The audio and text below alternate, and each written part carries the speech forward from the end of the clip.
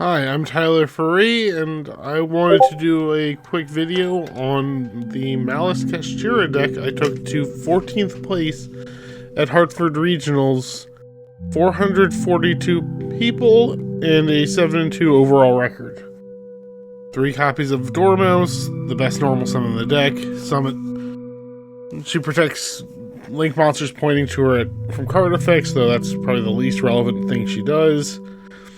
So, once per turn, you can banish a Maliss name from deck, and like all the main deck Malisses, you pay 300 life points when she's banished once per turn to special summoner, and then you are link locked. Maliss Pawn White Rabbit is on summon, place a Maliss trap from the deck. She protects from battle damage involving Maliss links pointing to her, which is basically irrelevant. And obviously the same recursion. Maliss Pawn Chessy Cat is the worst name to draw, so you're only playing her at 1. Like, she's got a worse version of Zodiac Whiptail's banishing effect, and once per turn she's pot of greed, and again the recursion effect. Maliss in Underground is 3 more starters, 4 with terraforming, though it is the worst starter in the deck. When activated, you can only activate 1 per turn. You can banish a Maliss name from deck, hand, or even graveyard. But you'd prefer to use this later in your combo after searching it as A, extension, and B, Nibiru insurance. Otherwise, if all 3 Maliss traps are banished, you give your Maliss links 3,000 attack. And it has an attack redirection that comes up, but isn't really that big a deal. TB11 is an archetypal E-Tally. It can summon from the extra deck as well, but you never use that component when your opponent controls a monster because, well, it's bad. You can't use the effects on that turn. You can't do anything with the links once they hit the graveyard because they're stuck there. MTP07 is Rhoda, and also Karma Cut if you control a link. GWC06 is Monster Reborn, and life point gain if you control a link, so it is your time card. Dotscaper is here to banish off of Red Ransom for an extra body. I'll get to the links when I get to the extra deck. Code of Soul is primarily a Neo-Tempest Terahertz target, but of the main engine Garnet's Scaper, Code of Soul, and Chessy Cat, it's the least bad one to draw since it's also got its own summoning effect. And when it's in your graveyard, you can bash it and quick link into a link 3 or higher cybers. So no, you can't use it to make Griffin on your opponent's turn, I'm sorry. Gold Sark is an additional starter, so we have 11 starters once we get to terraforming. It's better than Maliss in Underground since you don't have to fire the field spell early, you just do it without it. 3 Kashtira Unicorn, 1 Rate Soth, 1 terraforming for 5 copies of Unicorn, which with its Garnet Birth is 2 materials, and can be kind of an annoying presence in boards. It's really good for being able to make an IP SP setup on 4 summons, something the Striker build cannot do when Lanciad. So, just really good card to have. It's also a big body which comes up when you're just trying to poke for a game. 1 Baldrake, 2 Druisworm, 1 Magnamut. This is what I feel is kind of the optimal ratio for a small bestial package. Baldrake is the weakest of the 3, he's effectively just bottomless, but this way you're less likely to have multiple Druisworm clogging your hand. Druisworm is well known already. When he's sent to the graveyard, you send a special summon monster your opponent controls. It does target, but hey, it's non-destruction removal. You always take that. Pizza Hut here is Strata dragons. But yeah, I mean, they're not only deity crows against the Feedsmith stuff that's everywhere, but also extenders in this deck because you can banish your Maliss names from graveyard.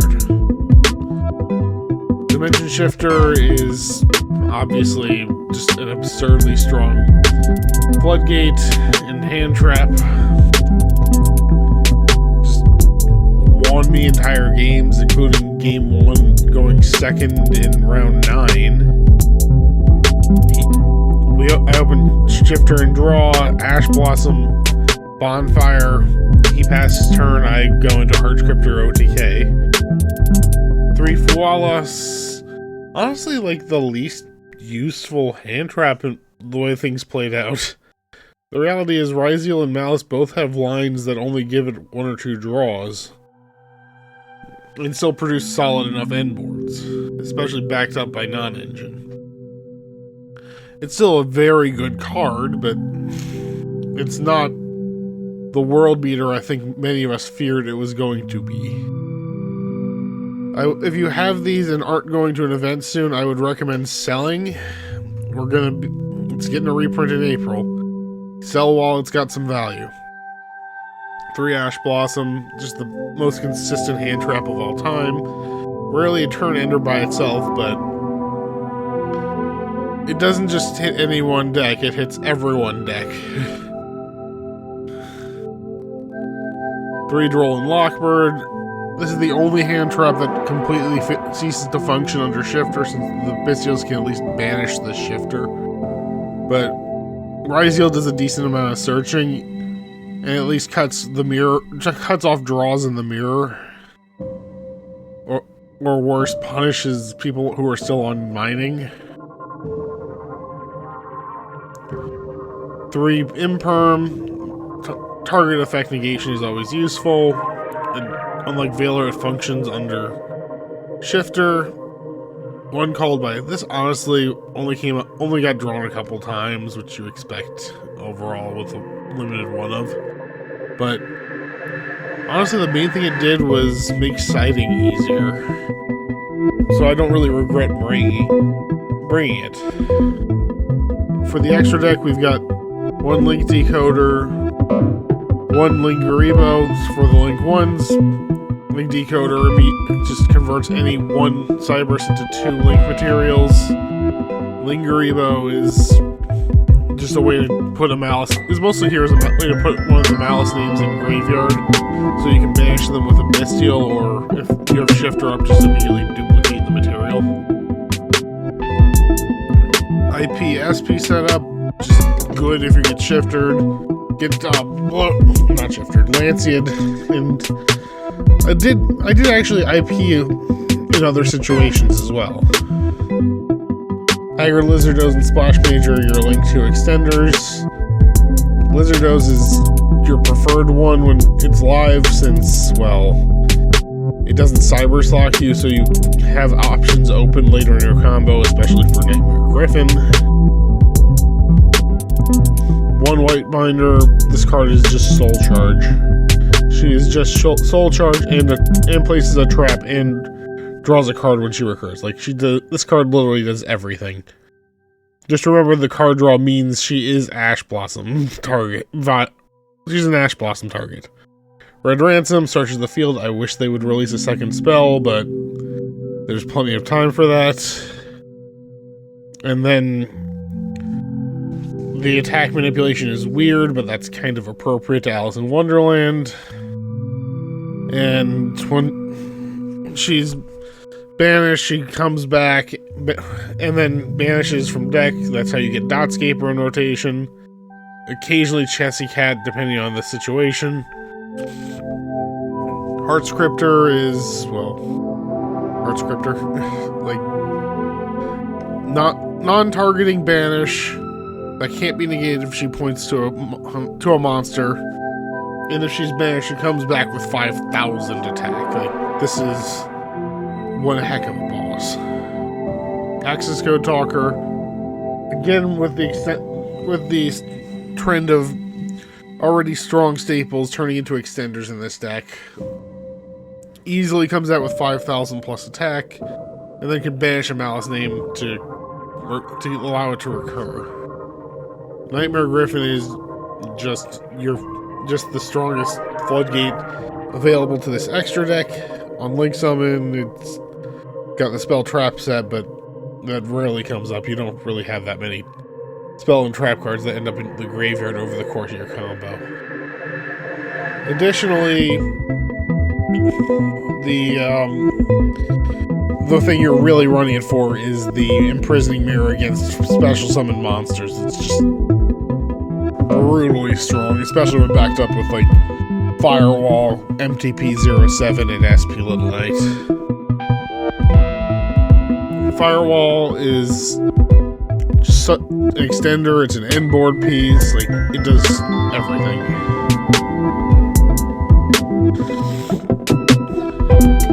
Neo Tempest Terahertz, just another potentially huge body, can easily get to 8,000, sets up Aggregator, sets up the Save Worm, sets up Coda Soul if you need to quick link it to Heart Scripter on your opponent's turn, like, just so strong.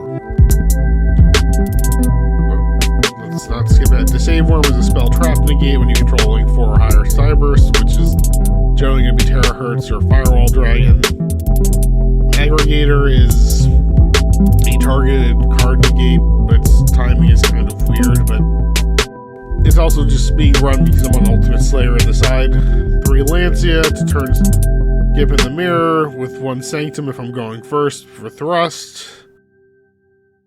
D-Barrier to turn Skip against Ryzeal. This happened also round 9 in Game 3. Duster and Ultimate Slayer are my other targets for Thrust, just good cards that come up in different situations. 3 Eclipse, this just wins the game against Ryzeal if they don't have an out.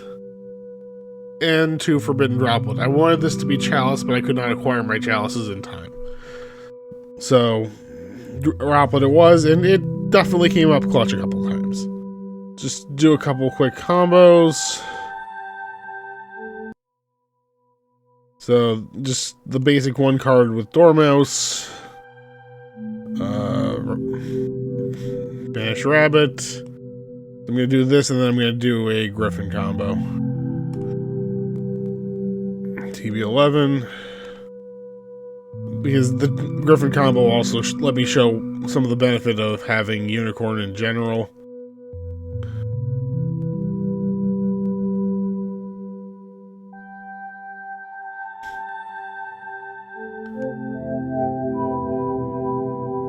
And we're off to the races here. Just go E-Tele for Chessie Cat. Red Ransom comes back. Banishes Dotscaper. Oh look, I've got 2 Cyberses. For Splash Mage. When you Splash Mage, you want to target a name you have not banished yet, so if it gets Bestialed, you still get the name. White Binder here. Just good thing to keep in mind about the combo. You want to keep this as resilient to hand traps as possible. GWC. I could Chessie Cat here if I had additional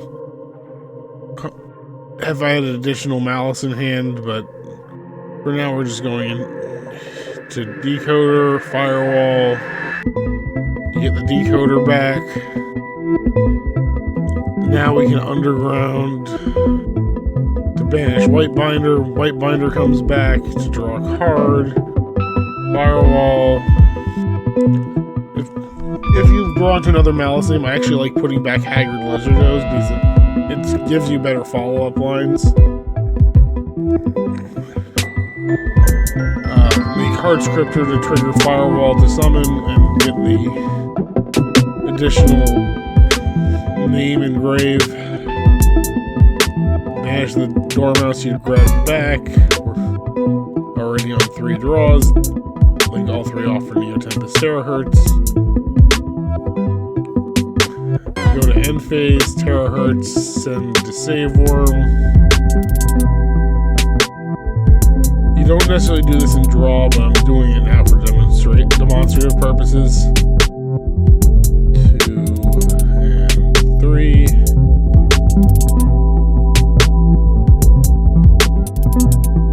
1, 2, 3. I like to make sure hard scripter's pointing at terahertz so it doesn't have to worry about being negated. And then obviously just keep setting up cards. Like, look at this setup. One card turned into 5, 6, 7, 8, 9, 10, 11, and potentially 12.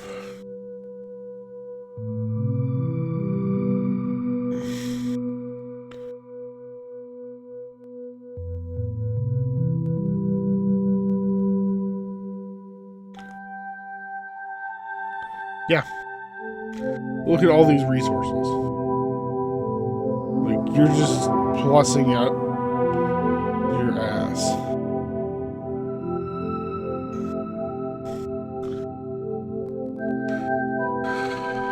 So, yeah.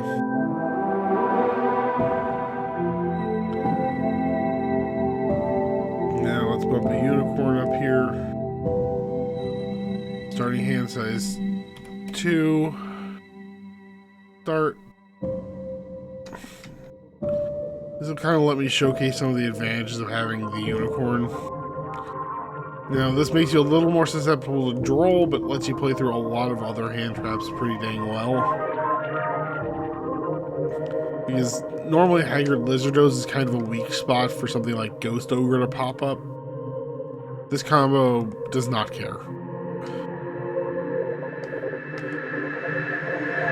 There's the Red Ransom. And do that. Ransom. Banish Dotscaper. Dotscaper comes back. Now we make Lizardos here. So now since we didn't have to Splash Mage, we're going to be a lot more resistant to the hand traps we don't really worry about. Additionally, we're not Cyber's locked, so not only do we have Splash Mage, if we do get Nibirued for some reason, though we're not on the main thing that makes you more Nibiru proof,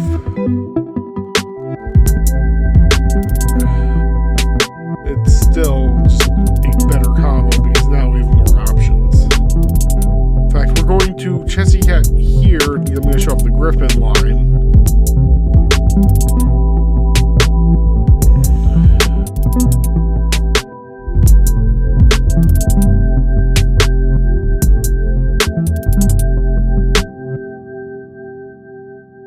Oh, great.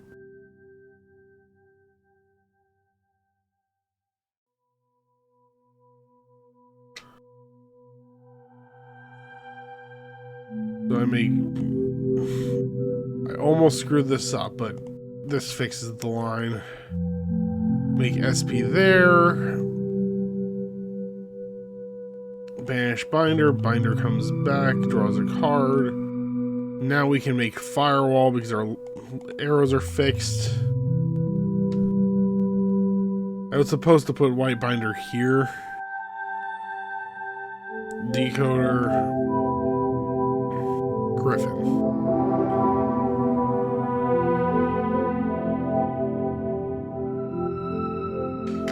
And then we pass turn. Here it does actually matter to be more proactive with GWC. So this way you can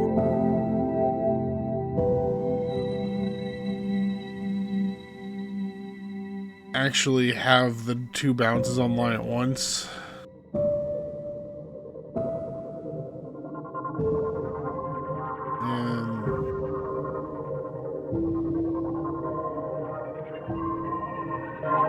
You actually technically want to banish White Rabbit, but right, so you can actually get the banish, but yeah.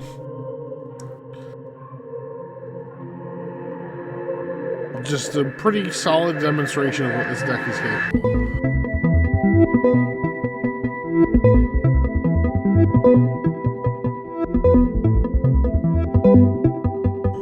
Thank you for watching. I hope you have a nice day. Again, wanted to just showcase what I'd taken to the regional, and I will say I was very pleased with the results. And